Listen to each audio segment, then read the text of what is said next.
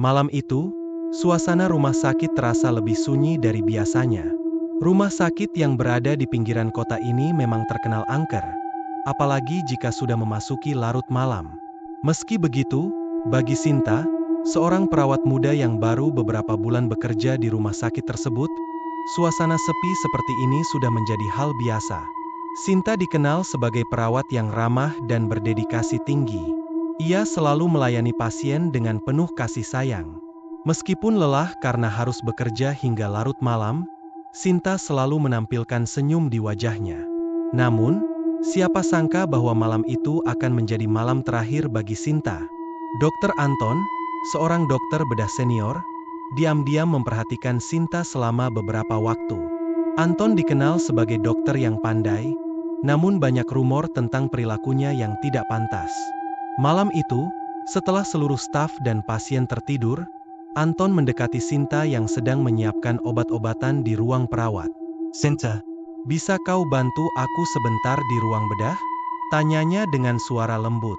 Tanpa curiga, Sinta mengikuti Anton menuju ruang bedah yang terletak di ujung koridor. Saat mereka tiba di sana, Anton mengunci pintu dan menunjukkan wajahnya yang sebenarnya. Sinta merasa ada yang tidak beres, tetapi sebelum ia bisa bereaksi, Anton sudah mendorongnya ke meja bedah. Sinta mencoba melawan, namun kekuatan Anton jauh di atasnya. Dengan kejam, Anton memuaskan hasratnya yang bejat. Tangisan dan jeritan Sinta hanya menggema di dalam ruang bedah yang kedap suara. Tak ada seorang pun yang mendengar penderitaannya. Setelah selesai dengan kekejamannya, Anton menyadari bahwa ia telah membuat kesalahan besar. Takut bahwa Sinta akan melaporkan perbuatannya, Anton memutuskan untuk mengakhiri nyawa Sinta. Ia mencekik Sinta hingga gadis malang itu tak lagi bernapas. Dengan tenang, Anton membersihkan jejaknya. Ia menyembunyikan jasad Sinta di ruang penyimpanan jenazah, berharap bahwa semuanya akan tetap menjadi rahasia. Namun, Anton tidak menyadari bahwa malam itu ia telah membangkitkan kekuatan yang jauh lebih gelap dari apapun yang pernah ia hadapi. Beberapa hari setelah kematian Sinta, hal-hal aneh mulai terjadi di rumah sakit. Staf medis melaporkan mendengar suara tangisan seorang wanita di malam hari. Namun ketika mereka mencari sumbernya, tidak ada siapapun di sana. Pasien-pasien di lantai atas seringkali merasa seperti diawasi, dan beberapa dari mereka bahkan mengaku melihat bayangan seorang perawat yang bergerak lambat di lorong, meskipun tidak ada perawat yang bertugas pada saat itu. Seorang penjaga malam yang pernah bertemu dengan Sinta sebelum kematiannya bercerita kepada teman-temannya bahwa dia melihat sosok yang mirip dengan Sinta menggeser tubuhnya di sepanjang lantai, seolah-olah ia tidak lagi memiliki kaki. Dia merasa begitu takut hingga ia tidak berani untuk melanjutkan tugasnya dan memutuskan untuk mengundurkan diri. Kabar tentang penampakan suster ngesot menyebar dengan cepat di antara staf rumah sakit. Banyak yang percaya bahwa ini adalah roh Sinta yang belum tenang karena kematiannya yang tidak adil. Mereka yang bekerja malam mulai merasa cemas dan gelisah, takut bahwa mereka akan menjadi korban berikutnya. Dr. Anton, yang awalnya merasa aman karena kejahatannya tidak diketahui, mulai merasakan sesuatu yang berbeda. Setiap malam, ia merasa ada yang mengawasinya, dan kadang-kadang, saat ia sedang berjalan di koridor, ia mendengar suara langkah kaki yang menyeret di belakangnya. Ketika ia menoleh, tidak ada siapapun di sana. Puncaknya terjadi pada suatu malam ketika Anton sedang memeriksa pasien di ruang ICU. Tiba-tiba, lampu di ruangan tersebut padam, dan hanya ada cahaya dari monitor yang menyala redup. Dalam kegelapan itu, Anton mendengar suara langkah kaki yang menyeret lagi, semakin mendekat ke arahnya. Ia menoleh ke pintu dan melihat sesosok wanita dengan seragam perawat berdiri di sana. Wajahnya pucat, matanya hitam pekat, dan darah menetes dari mulutnya. Anton merasa tubuhnya membeku ketika ia menyadari bahwa sosok itu adalah Sinta. "Sinta?" Suaranya gemetar. Namun, roh Sinta tidak menjawab. Ia hanya menatap Anton dengan tatapan penuh dendam sebelum menghilang begitu saja, meninggalkan Anton yang ketakutan setengah mati. Sejak saat itu, Anton tidak pernah lagi tidur dengan nyenyak. Setiap kali ia menutup matanya, bayangan Sinta selalu menghantui pikirannya.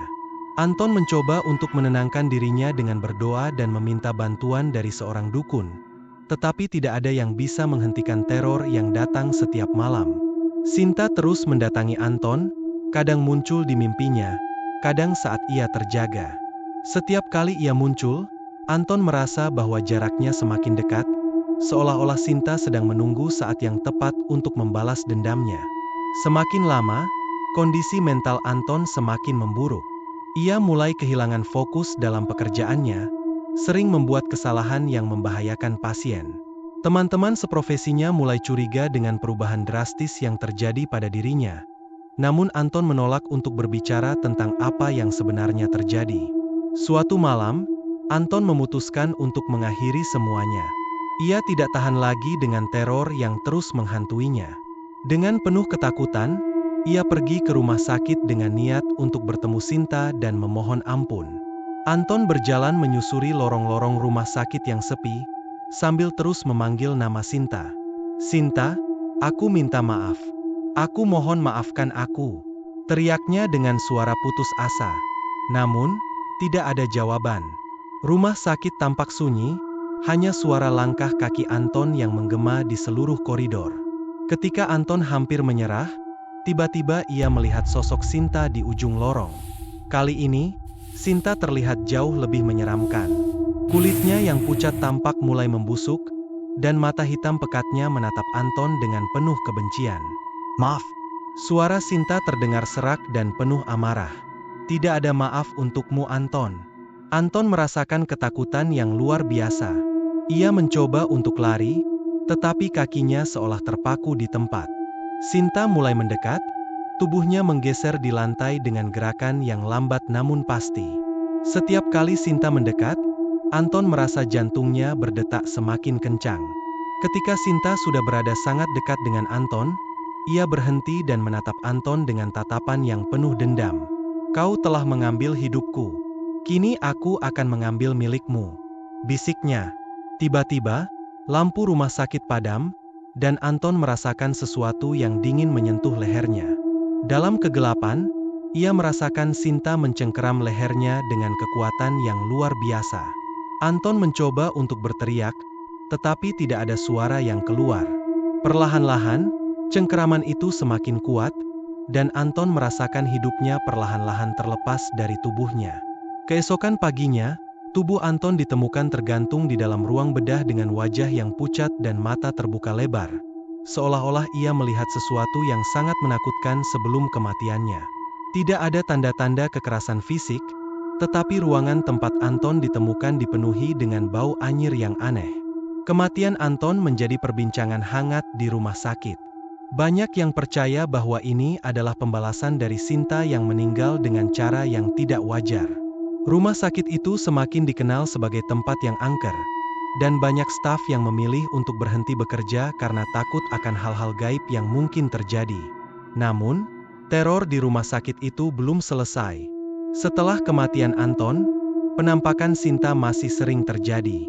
Beberapa pasien mengaku melihat seorang perawat yang menyeret tubuhnya di sepanjang lorong, dengan wajah yang menakutkan dan mata yang penuh dendam. Penampakan itu seringkali disertai dengan suara langkah kaki yang menyeret, yang membuat bulu kuduk siapapun yang mendengarnya berdiri. Tidak ada yang tahu bagaimana cara menghentikan roh Sinta. Banyak yang percaya bahwa dendamnya begitu dalam sehingga ia tidak akan pernah bisa beristirahat dengan tenang. Beberapa orang mencoba untuk mengadakan ritual pembersihan, tetapi semuanya gagal. Sinta tetap ada di rumah sakit itu, menghantui setiap sudutnya dengan penuh kebencian. 1 dekade kemudian, rumah sakit itu akhirnya ditutup karena terlalu banyak kejadian aneh dan kematian misterius yang terjadi. Bangunannya dibiarkan terbengkalai, dan tidak ada yang berani mendekatinya. 1 dekade kemudian, rumah sakit itu akhirnya ditutup karena terlalu banyak kejadian aneh dan kematian misterius yang terjadi. Bangunannya dibiarkan terbengkalai, dan tidak ada yang berani mendekatinya, terutama setelah malam tiba. Para penduduk sekitar sudah terlalu sering mendengar cerita-cerita horor tentang rumah sakit itu, dan tidak ada yang ingin mengambil risiko. Rumah sakit yang dulu ramai dengan aktivitas kini berubah menjadi tempat yang sunyi dan menyeramkan. Jendela-jendela yang pecah, cat yang mengelupas, dan tanaman liar yang tumbuh di sekitar bangunan membuat suasana semakin mengerikan.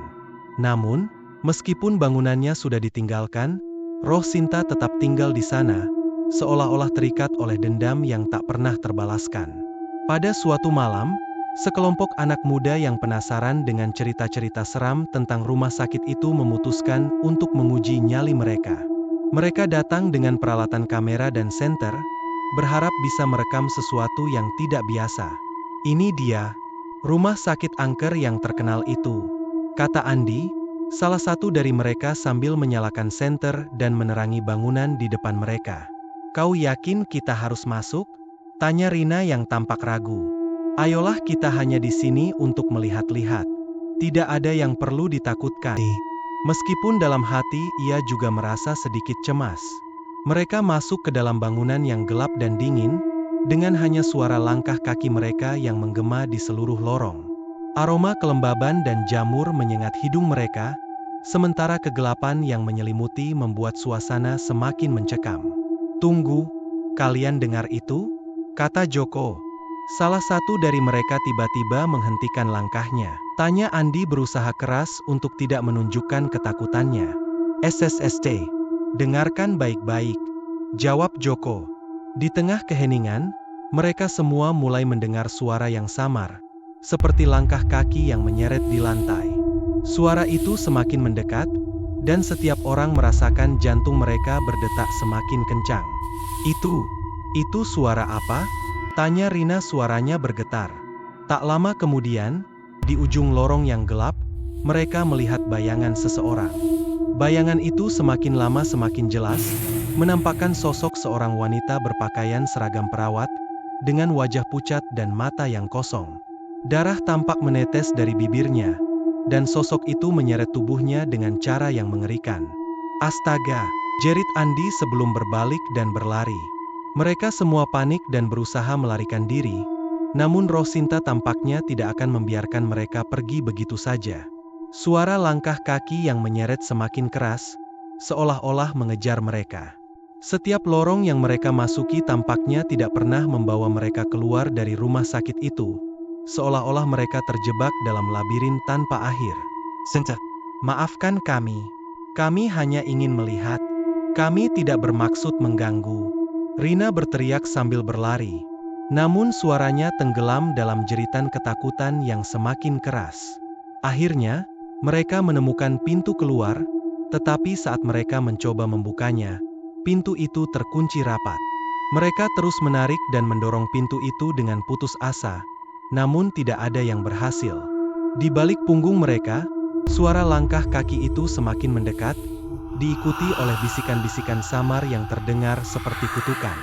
Ketika mereka menoleh ke belakang, sosok Sinta sudah berada sangat dekat. Wajahnya semakin menyeramkan, dengan senyum penuh kebencian yang mengerikan. Ia mengulurkan tangan, seolah-olah ingin meraih mereka. Joko menjerit, namun tidak ada yang bisa menolong mereka. Dengan sekali sentakan, pintu itu tiba-tiba terbuka, dan mereka semua terjatuh keluar dari bangunan itu. Tanpa menunggu waktu lebih lama, mereka berlari sejauh mungkin dari rumah sakit itu, tidak peduli lagi dengan kamera atau peralatan yang mereka bawa. Mereka terus berlari hingga mencapai perkampungan terdekat. Warga setempat yang melihat keadaan mereka segera membantu, dan dengan napas yang tersengal-sengal, mereka menceritakan apa yang terjadi di rumah sakit itu. Kisah mereka segera menyebar ke seluruh desa, menambah deretan cerita seram tentang rumah sakit angker itu. Tidak ada yang berani mendekati rumah sakit tersebut lagi, dan banyak yang percaya bahwa roh Sinta akan terus menghantui tempat itu selama-lamanya. Meski rumah sakit itu sudah lama ditinggalkan dan kini dianggap sebagai salah satu tempat paling angker di daerah itu, beberapa orang masih mencoba mendatangi tempat itu untuk berbagai alasan. Ada yang penasaran, ada yang mencari tantangan, dan ada juga yang ingin mencoba peruntungan dengan melakukan ritual-ritual gaib. Namun, setiap orang yang memasuki rumah sakit itu tidak pernah kembali dengan selamat. Mereka yang berani masuk ke dalam seringkali keluar dalam keadaan trauma, dan ada juga yang tidak pernah kembali. Keluarga mereka hanya menemukan jejak-jejak aneh di sekitar rumah sakit itu, dan setiap pencarian selalu berakhir tanpa hasil. Penduduk desa akhirnya memutuskan untuk memagari rumah sakit itu dan memasang papan peringatan agar tidak ada lagi yang berani mendekat. Mereka juga mengadakan ritual-ritual keagamaan di sekitar tempat itu, berharap bisa menenangkan roh-roh yang tidak tenang. Namun, roh Sinta tampaknya tidak akan pernah tenang. Dendamnya begitu dalam, sehingga tidak ada upacara atau doa yang bisa meredakan kemarahannya. Ia terus menghantui rumah sakit itu, menunggu mereka yang berani datang dan mengganggu ketenangannya. Malam demi malam, suara langkah kaki yang menyeret tetap terdengar di dalam rumah sakit itu, disertai dengan bisikan-bisikan penuh kutukan. Mereka yang tinggal di dekat rumah sakit itu seringkali mendengar suara-suara aneh, dan kadang-kadang mereka melihat bayangan seorang perawat bergerak di jendela yang pecah.